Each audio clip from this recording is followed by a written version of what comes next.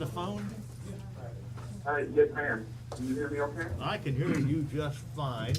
The Board of Supervisors has just reconvened.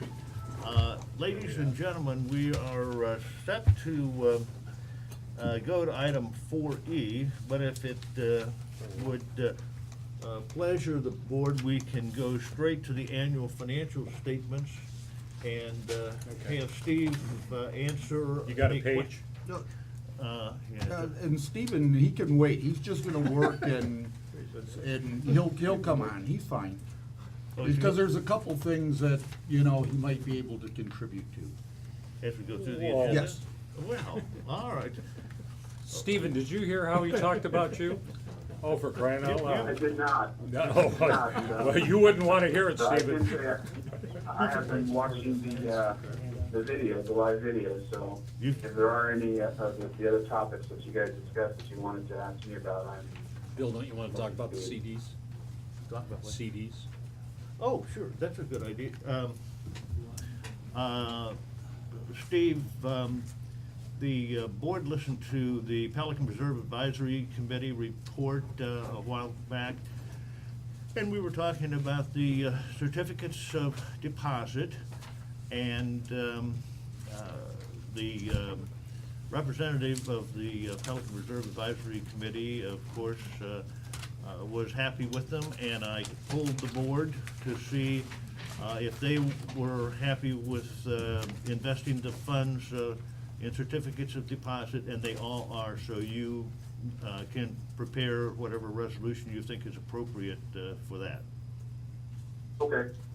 Now, do I have permission to proceed investing, the starting the process, or do you want me to wait for the resolution to be approved? I think you've got unanimity, go ahead and get started. You're gonna. Okay, yeah, I would prefer that because I don't want to, Okay. I don't want to wait any further. Not that I don't have a crystal ball with what the rates will be, but I'd rather not wait and have something drop out. And Hold on just a minute, Steve, please. They had a national announcement today. The lady for United States was saying that the interest rates due to what's happening are to go up in December. Does Stephen want to make any comments regarding that? Steve, the chairman of the Fed apparently said interest rates may go up in December. Do you want to make a comment on that? Well, I'm not going to comment on what they've said they may. We've heard some mays before. I will say, though, that it is not that we are going to be investing every dime right away. And one of the reasons why we don't do it right away is because we need to ladder this to really set it up correctly. And then that would give us the opportunity, if it were to occur in December, we would still have the opportunity to get the better rates. You okay? So we're going to kind of proceed at this slowly, but just in case. But unfortunately, you know, we've kind of heard that a couple times before. Like A lot for of the about 4 investment years. folks that I've spoken with have been always giving me theories as to when it will actually happen. Two questions. Number one, is there a general percentage that you do in laddering over a certain period of time? Or do you do a bit, intensely look, do another bit? Or is there just kind of a general rule of It thumb? really will fluctuate, but, you know, in talking with the committee, I think they were comfortable in terms of about 100,000 to maybe 200,000 per CD. So, you know, with that, you know, obviously if you're going to ladder it correctly, and just for those that are not familiar with ladder, the whole idea is that if you ladder this and set this up correctly at the tail end of it, you will be able to have funds mature at different times to allow you more flexibility. So we will start to do a couple CDs and ladder it, and then you know, go from there. But you know, if you're looking at $1.2 million, then you're probably looking at about $150,000 each CD, and then kind of go from there. And the approach with the committee was, we start with this 1.2, see how it goes, make sure everybody's comfortable with the process and how we're doing this, and then we would proceed and either change it or add more money or do whatever else we need to do. What's the time period on these CDs, Stephen? Usually, you know, we've gotten actually When we presented to the committee at the time, it was actually a 10-month CD that was for 1%. Okay. Which was very good. And again, the market will fluctuate, but it's usually we don't go past 12 months. And the reason why we weren't going past 12 months was because the Fed, kept saying that, maybe next quarter, maybe the next quarter it'll go up. And we didn't want to go push it past 1 year in case it did go up, as well as, if you put everything in these CDs and you need the cash, then you'll wind up breaking CDs. And while that's not something that you are prohibited from doing, it's just something that you would prefer not to. Last question. For the CIP, Capital Improvement Plan, what is a typical target, percentage target for reserves? You're talking about in terms of putting money into the reserve? Correct. Well, it's going to be different for each of the funds. And I think this is kind of relating a little bit to the question about the roads for Fund 004. For the general fund, because of the types of projects that we've talked about, the percentage is going to be a lot higher than it would be for Fund 004 or even the Pelican Reserve Fund 002. So I don't know that giving you an exact percentage would do justice to that question. It will go back to something we talked about. I'm sorry, are you still there? I'm here. Okay. It kind of goes back to the discussion we had probably 3 months ago about your assets. You've got to have a good handle on what your assets are first, and then based on that, you can figure out what a good percentage would be to go in each year. I will say for Fund 004, and just in listening to the discussions, I would recommend putting more money, maybe 25,000, maybe 30,000 of the excess from this year into the reserve, especially considering that we're going to be using about 70,000 of that. Okay. And how about 002 fund? 002, and looking at the numbers, you could probably easily put another $1 million into the reserve based on where their fund balance position is. Right now they have, a very nice fund balance, and you could easily say about $1 million could go in there right now. Okay, but of that 25. And one of the points I wanted to make is that I was asked about this. Putting these funds into the reserves is part of the planning, obviously, for the future. But it certainly doesn't mean that the board would not be able to reallocate or readjust these amounts at a later time. The whole idea and what the statute wants the board to do is to take a look at projects, take a look and set up these reserves and have these discussions. So if Pelican Reserve was to put in $1 million and need to do something else with those funds, there's nothing that would prohibit them from changing the plan. So then you've opened up one more question for me, which is, so if we've got that much money in 002, but if we take 25,000 and put it into 004, the 004 balance is still, unless I'm wrong, way shorter than 002. So, yes, I mean, you won't be moving money from 002 to 004. No. But yes, 004 is, for lack of a better word, obviously behind Pelican Preserve and the general fund.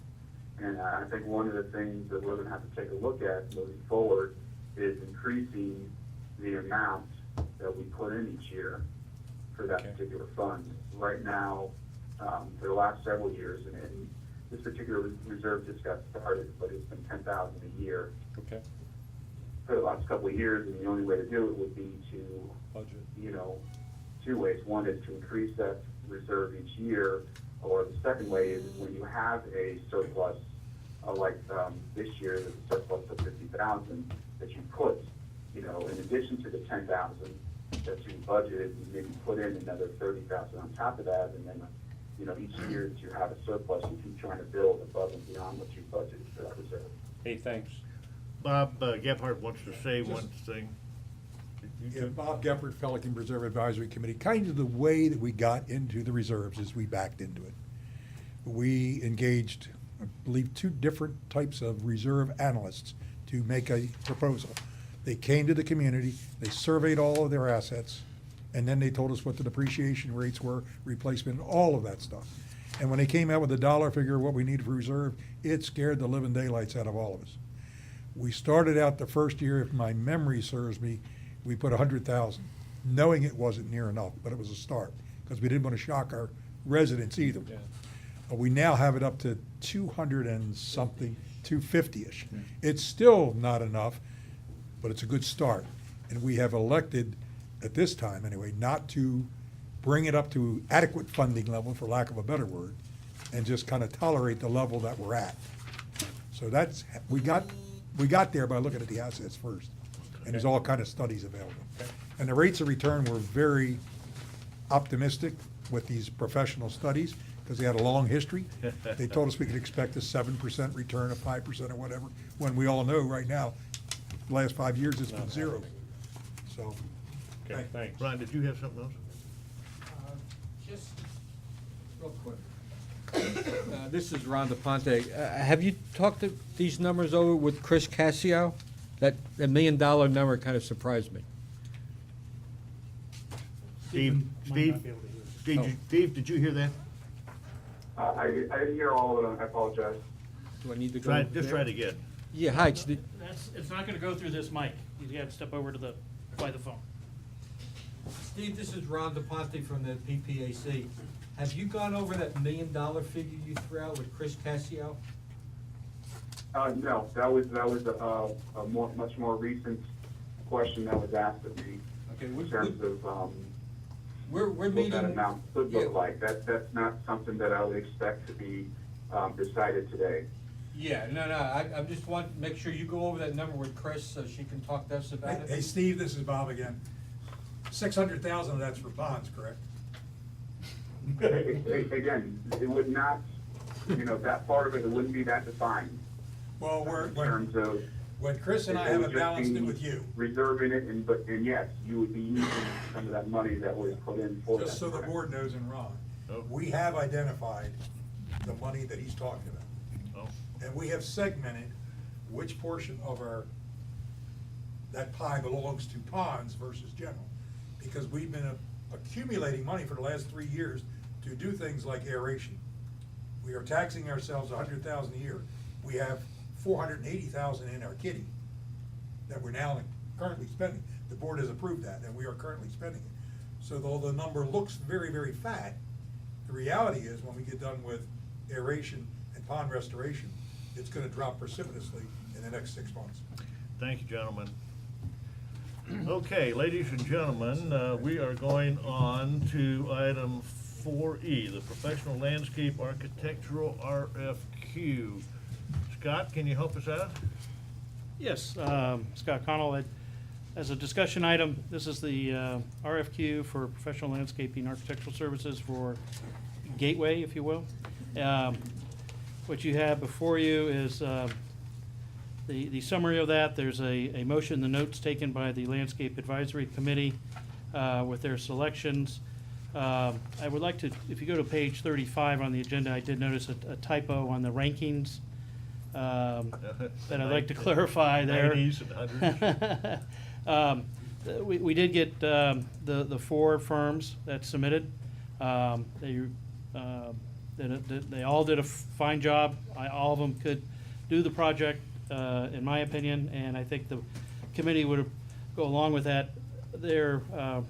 After discussion and their ranking, it was selected, per their recommendation, to go with David Jones, and the ranking total on page 35 in the blue column is not 78, it would be a number 7, which is the lowest score, meaning they rank the highest out of the 4 firms. Again, the committee felt that it wasn't necessary to have a formal presentation to their committee, as the majority of them were familiar with all the firms, excuse me. So the next step would be to accept the recommendation from the Landscape Advisory Committee then we can review or review the submittals, or you can ask for a formal presentation. So it's a board's pleasure, but moving forward, we would sit down and develop a scope of services with the firms recommended, if approved so, and move forward over this next year to do the design elements. Overall review of Gateway, the corridors, the Gateway Boulevard, Griffin Drive, and Commerce Lakes, as a conceptual plan. That's what this is for at this time. Please. On page 34, if you would, talks about motion to, motion by, and then it says discussion. Further discussion, Dolores Linscott wanted to know if the first firm backs out, can we go to the second ranked firm? Second sentence, Paul Wingard stated that is correct, and once the firm, Yeah. I and read it that. ends. Yeah, I read well, what's the end of that sentence? I don't have that verbatim. The intent of that was, yes, once we negotiate with the number one firm, if they do, we can't come to terms, then the second firm will be brought forward. My second question is, would unit pricing, again, be something that would be applicable here? These are professional services. Well, you're dealing with the CCNA, the Competitive Consultants Negotiation Act. You cannot utilize compensation or cost as a consideration in ranking the firms. The process is you rank the firms based upon qualifications and negotiate with the top ranked firm. Can't come to a satisfactory arrangement as to price, then you negotiate with the second ranked and work your way down. But the other part of that was, I wanted to, if you clicked on that particular link for landscape architect, for example, in the unit pricing, that tier, that big, long thing of all these services, would it suddenly open up to 4, 5, 15 of these kind of firms that deal continuously with Lee County, with, I guess my question is to you, and if you wanted to deflect it to Tyler, because Tyler's been innocent all day, you could do that too. So deflected. Take a hit. All right, so for the record, Tyler Wainwright with Tetra Tech. I don't know the answer to that question because of the CCNA rules. I'm not sure how it works, and I would really just ask Tony, because I don't know if you could piggyback an annual contract of professional services. I don't know the answer to that. I want to say, I don't believe you can. You have to go through that process, and again, I mean, you can, I think maybe the question is, who did you reach out to, or what was the solicitation process to get the various firms? I mean, that might I'm be just the trying to question. I'm trying to find this big pot. We always seem to be having a very hard time in trying to find people, or people don't respond, or just like this thing regarding solar. And here's this other thing where other entities have had the history where they've gone and they've found all these different possibilities. And I just wondered if this was one of them. I think the best way you could use, for example, you're talking about Lee County's annual contract with those providers. I think the best way you could use that is just to get a list of people to invite to submit for proposals. I think that's probably the best way you could use that particular. So do you think in the process that's been done, hopefully not, but are we missing anything? Are there other possibilities that we should check before we decide? I personally am not as familiar with this topic because I wasn't involved in it whatsoever, so I don't feel comfortable commenting on that question. Danny, you feel comfortable? You wanna? I'm not familiar with this particular item, but I will say everything that has been done properly and kosher. Okay. I will comment quickly on the piggybacking of professional services, and I think Tony has made an opinion on that previously. The only case where I've seen it done is Florida Governmental Utility Authority, which is a quasi-governmental authority that was set up by statute to allow the Florida Governmental Utility Authority, FGUA, to purchase private utilities. And what happens when they purchase a private utility and it's in a city or county, they invite that city or county to be a member of FGUA. And they allow the ability for that county to piggyback on their continuing contracts as a member, but that's the only case I've ever seen. Thank you very much, Dan, if that's all. Are we ready to approve the? No, I have some board? comments. John? You want to ask Gary? I do too. But there was only Gary talked up to now, we need to go down the line. Please. Margaret, did you want to speak? No, no, you- all right. I'm sorry. It doesn't matter, go right ahead, Rod. I can agree or add to whatever you have said. Thank you. Piggybacking, this is not like buying a cubic yard of asphalt or a linear foot of zinc pipe. This is qualitative stuff, and the only unit pricing that I can see is professional services by the hour. And we've got professional guys on this committee. We've got Wingard, we've got J.B. Schutz, we've got Kevin Coleman, who are all steeped in landscaping knowledge and experience. So I trust that they've applied their expertise to this, and the 4 firms they've gone to are the best ones that they could come up with, and that there is no point in going out for another 4 or another 8, for example. And I was impressed with the results on page 35 that the committee almost unanimously voted for David Jones and Maurice Depew, and the 3rd and 4th were way down the pecking order. So I have trust in the landscape committee that they've made the right decision here. But from a board perspective, landscaping to me, and it has been since even before I joined this board, has been one of the most important things that we need to get our arms around, other than the ponds, in terms of beautifying Gateway and enhancing real estate values. I think it's really important. That's why the Royal Palms was important, and that's why the medians are important. And from my point of view, I would ask you, Scott, to relay back to the Landscape Committee, at least from, I don't know whether other people agree, but whoever they choose, and whenever it's appropriate, I'd like to meet them. I'd like to see what they have in mind. Not necessarily when we're way down the line in terms of what they're recommending for Gateway, but at least what they've done in other places, and give us a bit of a show and tell for half an hour. I think it's that important. Thank you. Margaret, do you have something? I have one comment and then one request. And the first comment is the maximum point value. I believe the total should be 100.